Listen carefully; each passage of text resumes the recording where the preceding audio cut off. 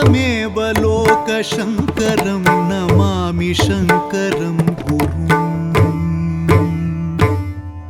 नमामि शङ्करं गुरुं नमामि शङ्करं गुरुं।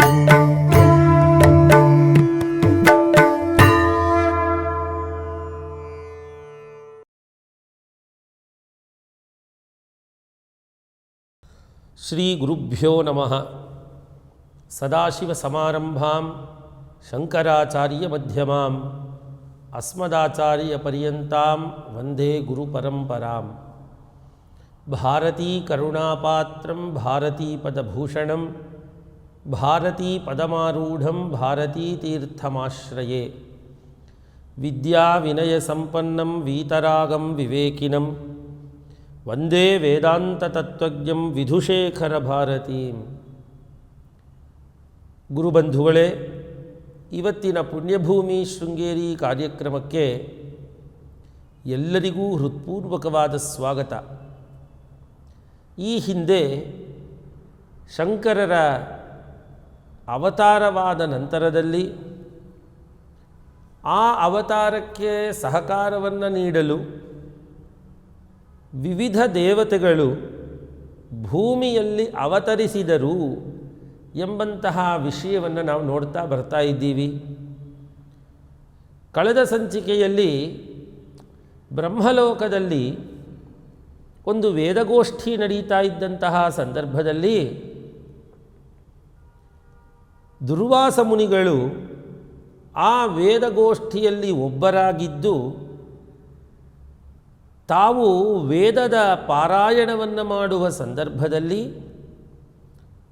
ಒಂದು ತಪ್ಪು ಸ್ವರವನ್ನು ಹೇಳಿದರು. ಅದರಿಂದ ಆ ಸರಸ್ವತಿಯು ದೊಡ್ಡದಾದ ಧ್ವನಿಯನ್ನು ಮಾಡುತ್ತಾ ನಕ್ಕಳು. ಅದರಿಂದ ದುರ್ವಾಸರಿಗೆ ಶಾಪ ಕೊಡಬೇಕು ಅಂತ ಸಿಟ್ಟು ಬಂದು, ನೀನು ಭೂಲೋಕದಲ್ಲಿ ಹುಟ್ಟಬೇಕು ಅಂತ ಹೇಳಿ ಸರಸ್ವತಿಗೆ ಶಾಪವನ್ನಿತ್ತರು ಎಂಬ ವಿಷಯವನ್ನು ಮತ್ತು ಇದರಲ್ಲಿ ಅತ್ಯಂತ ಆ ಪಾಪದ ಪಶ್ಚಾತ್ತಾಪವನ್ನು ಪಟ್ಟಂತಹ ಸರಸ್ವತಿಯು ದುರ್ವಾಸರನ್ನು ಪ್ರಾರ್ಥನೆ ಮಾಡಿಕೊಂಡರು. ದೇವತೆಗಳು, ಋಷಿಗಳು, ಮುನಿಗಳು ಎಲ್ಲರೂ ಸರಸ್ವತಿಯ ಈ ಶಾಪ ವಿಮೋಚನಾ ಕ್ರಮವನ್ನು ಹೇಳುವಂತೆ ಪ್ರಾರ್ಥನೆ ಮಾಡಿದಾಗ ಅವರ ಸಿಟ್ಟು ಸ್ವಲ್ಪ ಶಾಂತವಾಗಿ ಮುಂದೆ ಪರಮೇಶ್ವರನು ಆದಿಶಂಕರನ ರೂಪದಲ್ಲಿ ಅವತರಿಸಿದಾಗ ಅವರನ್ನು ನೀನು ಸಂದರ್ಶನ ಮಾಡುವ ಸಂದರ್ಭದಲ್ಲಿ ಪುನಃ ನೀನು ನಿನ್ನ ಸ್ವಸ್ಥಾನವನ್ನು ಸೇರುತ್ತೀಯಾ ಅಂತ ಹೇಳಿ ದುರ್ವಾಸರು ಆ ಶಾಪ ವಿಮೋಚನಾ ಕ್ರಮವನ್ನು ಹೇಳಿದರು ಅಂತ ಈ ಹಿಂದೆ ನಾವು ತಿಳ್ಕೊಂಡ್ವಿ. ಇನ್ನು ಆ ಶಾಪದ ಪ್ರಭಾವದಿಂದ ಏನಾಯಿತು ಅನ್ನುವಂತಹ ಭಾಗವನ್ನು ಇದೀಗ ನೋಡೋಣ. ಸಾ ಶೋಣತೀರೆ ಜನಿ ವಿಪ್ರಕನ್ಯಾ ಸರ್ವಾರ್ಥವಿತ್ ಸರ್ವಗುಣೋಪಪನ್ನಾ ಯಸ್ಯಾ ಬಭೂವುಃ ಸಹಜಾಶ್ಚ ವಿದ್ಯಾಃ ಶಿರೋಗತಂತೆ ಪರಿಹರ್ತುಮೀಶಾಃ.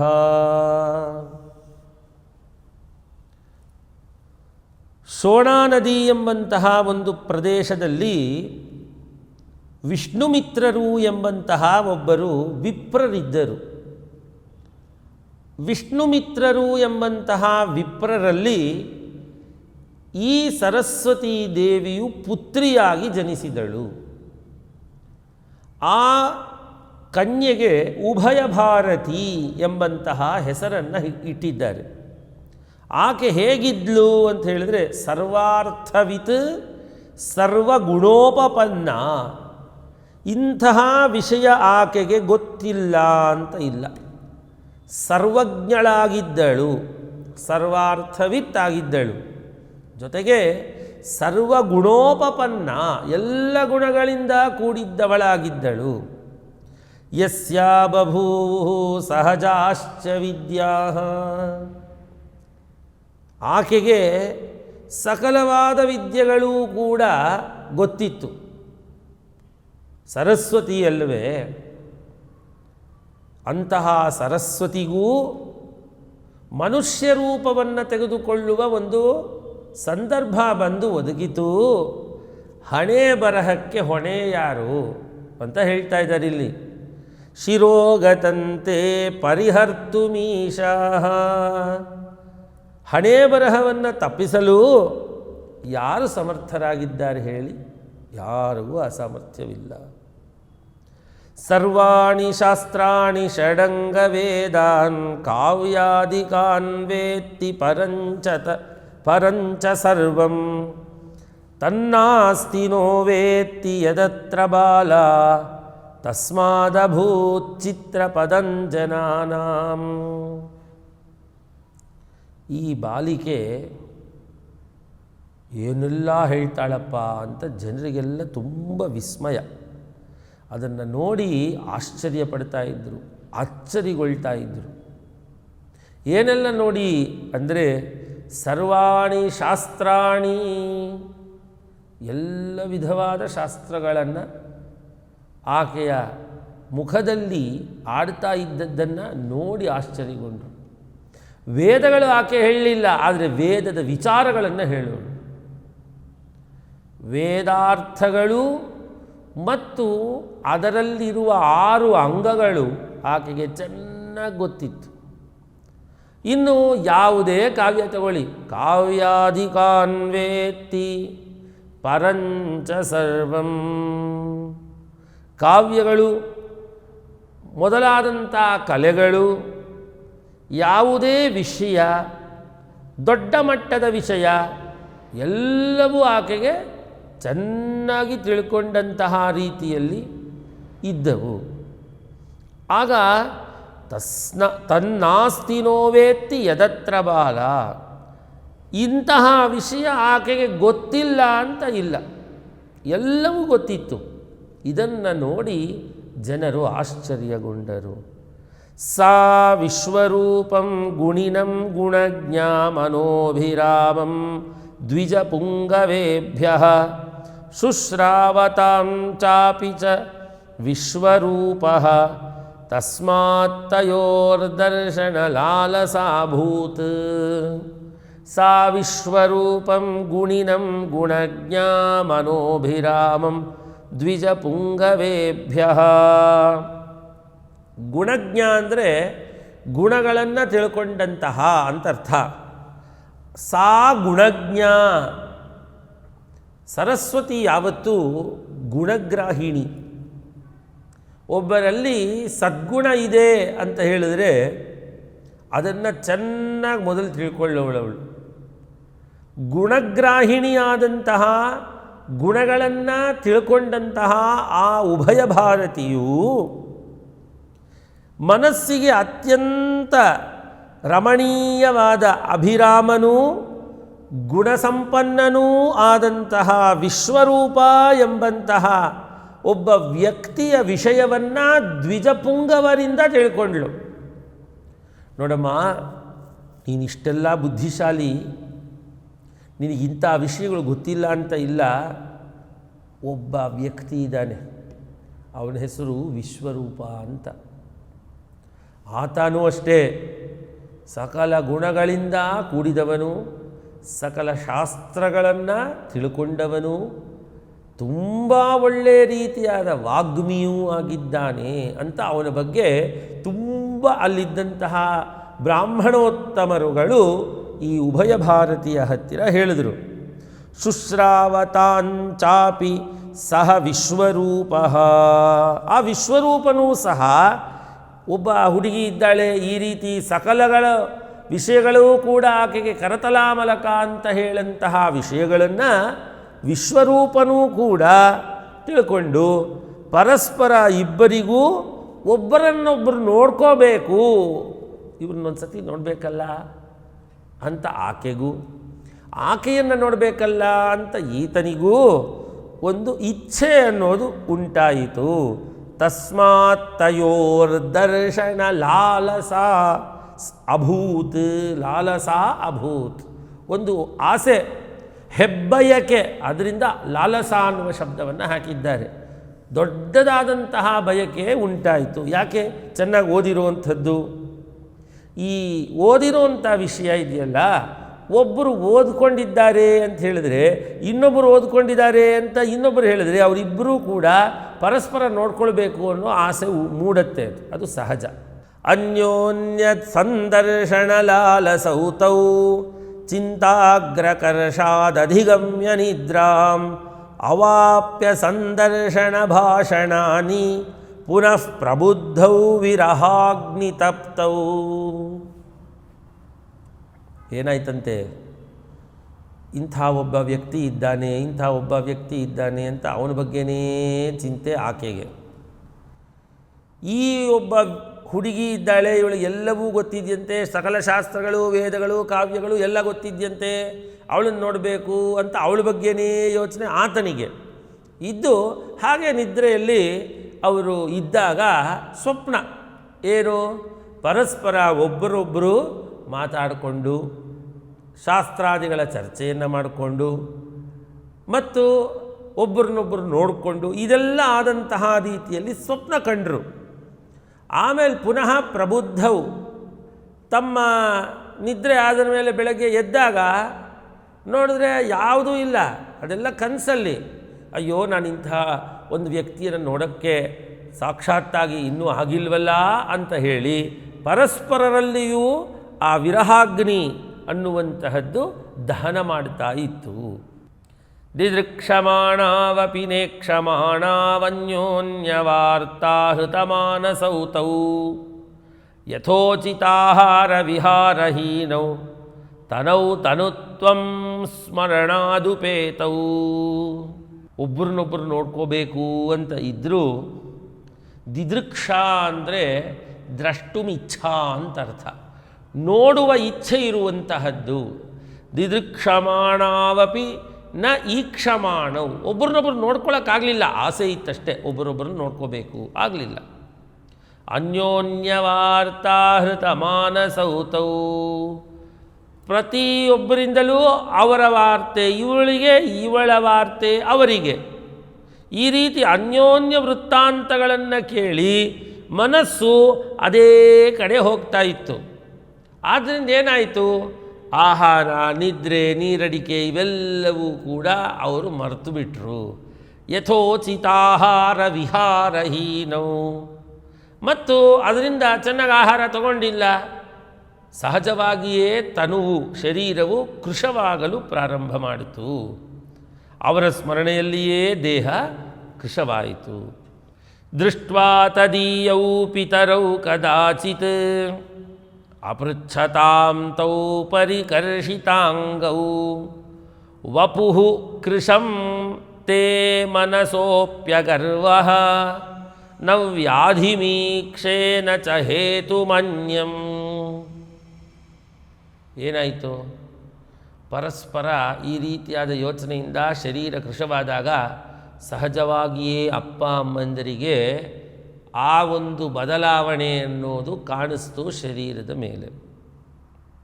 ದೃಷ್ಟ್ವಾ ತದೀಯೌ ಪಿತರೌ, ಅಪ್ಪ ಅಮ್ಮಂದರಿಗೆ ಅದು ಕಾಣಿಸ್ತು. ಆಗೇನು ಮಾಡಿದ್ರು? ಅಪೃಚ್ಛತಾಂ ತೌ ಪರಿಕರ್ಷಿತಾಂಗೌ, ಪ್ರಶ್ನೆ ಮಾಡಿದ್ರು, ನಿನ್ನ ದೇಹ ಅತ್ಯಂತ ಕೃಶವಾಗ್ತಾ ಇದೆಯಲ್ಲ, ಮನಸ್ಸಿನಲ್ಲಿ ನೋಡಿದ್ರೆ ಉತ್ಸಾಹನೇ ಇಲ್ಲ, ದೇಹದಲ್ಲಿ ಯಾವ ರೋಗ ಲಕ್ಷಣಗಳೂ ಕಾಣಿಸ್ತಾ ಇಲ್ಲ, ಇನ್ನು ಬೇರೆ ಯಾವ ಕಾರಣನೂ ನಿನಗೆ ಸಣ್ಣ ಆಗೋದಕ್ಕೆ ಕಾಣಿಸ್ತಾ ಇಲ್ವಲ್ಲಪ್ಪ ಅಂತ ಯೋಚನೆ ಮಾಡಿದ್ರು. ಇಷ್ಟಸ್ಯ ಹಾನೇಃ ಅನಭೀಷ್ಟಯೋಗಾತ್ ಭವಂತಿ ದುಃಖಾನಿ ಶರೀರಭಾಜಾಂ ವೀಕ್ಷೇಣ ತೌ ದ್ವಾವಪಿ ವೀಕ್ಷಮಾಣಃ ವಿನಾ ನಿದಾನಂ ನಹಿ ಕಾರ್ಯ ಜನ್ಮ. ಕಾರಣ ಇಲ್ಲದೆ ಕಾರ್ಯ ಆಗಲ್ಲ. ಶರೀರ ಸಣ್ಣ ಆಗ್ತಾ ಇದೆ ಅಂದರೆ ಈ ಕಾರ್ಯಕ್ಕೆ ಯಾವುದೋ ಕಾರಣ ಇರಬೇಕು. ಆದ್ದರಿಂದ ಸಾಮಾನ್ಯವಾಗಿ ಯಾವುದು ಆಸೆ ಪಡ್ತೀವೋ ಆಸೆ ಪಟ್ಟಿರುವಂತಹದ್ದು ಸಿಕ್ಕದೇ ಹೋದರೆ ಅಥವಾ ಅನಿಷ್ಟವಾದದ್ದು ನಮಗಿಷ್ಟವಿಲ್ಲದ್ದು ಸಿಕ್ಕಿದರೆ ಮನಸ್ಸು ಕೆಡಿಸ್ಕೊಂಡು ಆ ಮನಸ್ಸಿನ ಪ್ರಭಾವದಿಂದ ಶರೀರದಲ್ಲಿ ಅನೇಕ ಬದಲಾವಣೆ ಆಗತ್ತೆ. ದುಃಖದಿಂದ ಕೂಡಿರ್ತೀವಿ. ಮತ್ತು ಇಲ್ಲಿ ನೋಡಿದರೆ ಅಂತಹ ಅನಿಷ್ಟ ಪ್ರಾಪ್ತಿಯು ಅಥವಾ ಇಷ್ಟವು ಸಿಕ್ಕದೇ ಇರುವಂತಹದ್ದು ಅನ್ನುವಂಥದ್ದು ಇಲ್ಲಿ ಆಗಿಲ್ಲ. ಆದ್ದರಿಂದ ಇದು ಕಾರಣವೇ ಇಲ್ಲದೆ ಕಾರ್ಯ ಆದಂಥ ರೀತಿಯಲ್ಲಿ ಕಾಣಿಸುತ್ತಲ್ಲ. ಇದು ಹೇಗೆ? ನತೇದ್ಯಗಾದುದ್ವಹನಸ್ಯ ಕಾಲಃ ಪರಾವಮಾನೋ ನ ಚ ನಿಸ್ವತಾವಾ ಕುಟುಂಬಭಾರೋ ಮಯಿ ದುಸ್ಸಹೋಯಂ ಕುಮಾರವೃತ್ತೇಸ್ತವ ಕಾತ್ರಪೀಡಾ. ನಿನಗೆ ಏನೋ ತುಂಬ ದುಃಖ ಆಗ್ತಾ ಇದೆ ಅಂದರೆ ಮದುವೆಯ ವಯಸ್ಸು ಮೀರಿ ಹೋಯಿತು, ಇನ್ನು ನನಗೆ ಮದುವೆ ಆಗಲ್ಲ ಅಂತ ಏನು ಹೇಳೋಕ್ಕಾಗಲ್ಲ. ಈಗ ತಾನೇ ನೀನು ಚಿಕ್ಕ ಹುಡುಗ, ಯೌವನಾವಸ್ಥೆಯಲ್ಲಿರುವವನು. ಯೌವನಾವಸ್ಥೆಯೇ ದೀರ್ಘಕಾಲ ನಿನಗಿರುತ್ತೆ. ಆದ್ದರಿಂದ ಮದುವೆಯ ಸಮಯ ಮೀರ್ತು ಅಂತ ದುಃಖ ಪಡೋಷ್ಟೇನಿಲ್ಲ. ಅಥವಾ ಇನ್ನೊಬ್ಬರಿಂದ ನಿನಗೆ ಅವಮಾನ ಆಯಿತು ಅನ್ನುವಂಥದ್ದು ಕೂಡ ಏನೂ ಇಲ್ಲ. ಅಥವಾ ಕುಟುಂಬದಲ್ಲಿ ದುಡ್ಡಿಲ್ಲ ಅಂತ ಇಲ್ಲ. ಅಥವಾ ಕುಟುಂಬವನ್ನು ಪೋಷಣೆ ಪಾಲನೆ ಮಾಡುವಂತಹ ಭಾರ ನನ್ನ ಮೇಲೆ ಬಿದ್ದಿದೆ ಅನ್ನೋದು ಕೂಡ ನಿನಗೇನೂ ಇಲ್ಲ. ಚಿಕ್ಕ ವಯಸ್ಸಿನ ನಿನಗೆ ಯಾವ ತೊಂದರೆಯೂ ಇಲ್ಲ. ಆದರೆ ಶರೀರ ಮಾತ್ರ ಸಣ್ಣಗಾಗ್ತಾ ಇದೆ, ನಿನ್ನ ಮುಖದಲ್ಲಿ ಉತ್ಸಾಹ ಅನ್ನೋದು ಕಡಿಮೆ ಆಗ್ತಾ ಇದೆ. ಇದು ಯಾಕೆ? ನಮೂಢಭಾವ ಪರಿತಾಪಹೇತು ಪರಾಜಿತಿರ್ವಾ ತವ ತನ್ನಿದಾನಂ ವಿದ್ವತ್ಸು ವಿಸ್ಪಷ್ಟತಯಾಗ್ರಪಾಠಾತ್ ಸುದುರ್ಗಮಾರ್ಥಾದಪಿ ತರ್ಕವಿದ್ಭಿಃ. ನಿನಗೆ ಮೂಢಭಾವ ಅನ್ನುವಂಥದ್ದು ಇದೆ. ಏನೋ ಒಂದು ಯೋಚನೆ, ಅದ್ರ ಬಗ್ಗೆ ಆಗಲ್ಲ ಅನ್ನುವಂಥದ್ದು, ಅದೆಲ್ಲ ಬಿಡು. ನೀನು ಮೂರ್ಖನೂ ಅಲ್ಲ, ನೀನು ಇಗ್ನೊರೆಂಟ್ ಅಲ್ಲ. ಇಗ್ನೊರೆನ್ಸಿಂದಲೂ ಕೂಡ ಮನಸ್ಸಿಗೆ ಯಾವುದೋ ರೀತಿಯಾದ ತೊಂದರೆ ಬಂದು ಕೃಶವಾಗತ್ತೆ. ಆ ರೀತಿ ಮೂಢಭಾವ ಅನ್ನೋದು ನಿನಗಿಲ್ಲ. ಅಥವಾ ವಿದ್ವಾಂಸ ಎದುರುಗಡೆ ನಿನಗೆ ಪರಾಜಿತಿರುವ ಸೋಲಾಗೋಯ್ತು ಅನ್ನೋದು ಕೂಡ ಇಲ್ಲ. ಇನ್ನೂ ಹೇಳಬೇಕು ಅಂದರೆ ಒಳ್ಳೆ ತಾರ್ಕಿಕರು, ಒಳ್ಳೆ ವೇದಾಂತಿಗಳು, ಒಳ್ಳೊಳ್ಳೆಯ ಪಂಡಿತರು ಯಾರು ನಿನ್ನ ಎದುರುಗಡೆ ಬಂದು ನಿಂತ್ಕೊಂಡು ಕಠಿಣವಾದಂಥ ಪ್ರಶ್ನೆ ಸಮಸ್ಯೆಯನ್ನು ಇಡ್ತಾರೋ ಅಲ್ಲಿಂದ ಓಡಿ ಬರಲ್ಲ. ನೀನು ನಿಂತ್ಕೊಂಡು ಅಲ್ಲೇ ಎದುರಿಸೋವಂಥ ಧೈರ್ಯವೂ ನಿನಗಿದೆಯಲ್ಲ. ಆದರೂ ನಿನಗಾಗ್ತಾ ಇಲ್ವಲ್ಲ, ಏನಿದು ಅಂತ ಕೇಳಿದ್ರು. ಆಜನ್ಮನೋ ವಿಹಿತ ಕರ್ಮ ನಿಷೇವಣಂ ತೇ ಸ್ವಪ್ನೇಪಿ ನಾಸ್ತಿ ವಿಹಿತೇತರ ಕರ್ಮ ಸೇವಾ ತಸ್ಮಾನ್ನ ಭೇಯಮಪಿ ನಾರಕಯಾತನಾಭ್ಯಃ ಕಿಂತೆ ಮುಖಂ ಪ್ರತಿದಿನಂ ಗತಶೋಭಮಾಸ್ತೆ. ಅಲ್ಲಪ್ಪ ವಿಶ್ವರೂಪ, ಯಾವತ್ತೂ ನೀನು ವಿಹಿತವಾದ ಕರ್ಮವನ್ನು ಚೆನ್ನಾಗಿ ಅನುಷ್ಠಾನ ಮಾಡ್ತೀಯ. ಜನ್ಮದಿಂದಲೇ, ನೀನು ಹುಟ್ಟಿದಾಗಿಂದಲೇ ಈ ರೀತಿ ಇದೆಯಾ. ಆ ಜನ್ಮನಃ ವಿಹಿತ ಕರ್ಮ ನಿಷೇವಣಂತೆ ಸ್ವಪ್ನೇಪಿ, ಸ್ವಪ್ನದಲ್ಲೂ ಕೂಡ ವಿಹಿತೇತರ ಕರ್ಮ ಸೇವಾ, ವಿಹಿತವಾದ ಕರ್ಮ, ವಿಹಿತವಲ್ಲದ ಕರ್ಮ, ವಿಹಿತ ಇತರ ಕರ್ಮಗಳನ್ನು ನೀನು ಮಾಡಲಿಲ್ಲ. ಅಂದರೆ ಪಾಪಕೃತ್ಯಗಳನ್ನು ನೀನು ಮಾಡೇ ಇಲ್ಲ. ಆದ್ದರಿಂದ ನನಗೆ ನರಕಕ್ಕೆ ಹೋಗಬೇಕಾಗತ್ತೆ ಅನ್ನೋ ಭಯ ಪಟ್ಕೊಳ್ಳೋದ್ರಲ್ಲಿ ಅರ್ಥವಿಲ್ಲ. ತಸ್ಮಾನ್ನ ಭೇಯಮಪಿ ನಾರಕಯಾತನಾಭ್ಯ. ಆದರೂ ಕೂಡ ಕಿಂತೆ ಮುಖಂ ಪ್ರತಿದಿನಂ ಗತಶೋಭಮಾಸ್ತೆ. ಆದರೂ ಕೂಡ ವಿಶ್ವರೂಪ, ಯಾಕಪ್ಪ ಮುಖದಲ್ಲಿ ಈ ರೀತಿ ಸ್ವಲ್ಪ ಕಲಾವಿಹೀನವಾಗಿರುವಂತಹ ರೀತಿಯಲ್ಲಿದೆ ಮುಖ, ಸ್ವಲ್ಪ ಯಾವುದೋ ಒಂದು ತೊಂದರೆಯಲ್ಲಿ ಇದ್ದಂಗಿದೆಯಲ್ಲ. ನಾನು ಪಟ್ಟಿ ಮಾಡಿರೋದು ಯಾವುದೂ ಕೂಡ ನಿನಗೆ ಬಾಧಿಸುವಂಥದ್ದಲ್ಲ. ಆದರೂ ಏನೋ ಇದೆ ಅಂದರೆ ಏನು ಅಂತ ಕೇಳಿದಾಗ ವಿಶ್ವರೂಪರು ಏನು ಹೇಳಿದರು? ಅನ್ನುವಂತಹ ಮಾತನ್ನು ಮುಂದಿನ ಸಂಚಿಕೆಯಲ್ಲಿ ನೋಡೋಣ ಅಂತ ಹೇಳ್ತಾ ಇವತ್ತಿಗೆ ಈ ಒಂದು ಕಾರ್ಯಕ್ರಮವನ್ನು ಉಭಯ ಶ್ರೀಗಳವರ ಪಾದಾರವಿಂದಗಳಲ್ಲಿ ಸಮರ್ಪಣೆ ಮಾಡಿ ಮುಗಿಸ್ಕೊಳ್ಳೋಣ. ಶ್ರೀ ಸದ್ಗುರು ಚರಣಾರವಿಂದಾರ್ಪಣಮಸ್ತು.